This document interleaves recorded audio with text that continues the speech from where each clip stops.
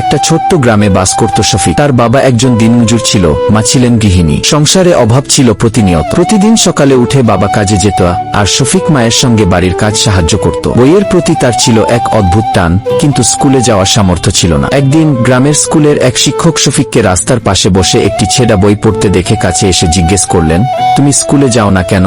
শফিক মাথা নিচু করে বলল, আমার বাবার পক্ষে খরচ চালানো সম্ভব না, কিন্তু আমি পড়তে চাইনি। শিক্ষক মুগ্ধ হলেন ছেলের আগ্রহে। তিনি শফিককে ফ্রিতে পড়ানো শুরু করলেন। ধীরে ধীরে শফিক ক্লাসে সেরা ছাত্র হয়ে উঠল। প্রতিদিন স্কুল শেষে সে মাঠে গিয়ে কাজ করত, যেন বাড়ির খরচে সাহায্য করতে পারে। বছর ঘুরে গেল। গ্রামের প্রথম ছেলেটি হিসেবে শফিক বৃত্তি পেয়ে শহরের বড় স্কুলে ভর্তি হল। এরপর কঠোর পরিশ্রম আর অদম্য ইচ্ছাশক্তি দিয়ে সে একদিন ডাক্তার হল। গ্রামে ফিরে এসে শফিক এখন গরিব মানুষের চিকিৎসা করে বিনামূল্যে। যারা একদিন তাকে দুঃখে ভেঙে পড়তে দেখেছিল, আজ তারা গর্ব করে বলে, ওই যে আমাদের শফিক, গরিবের ডাক্তারবু।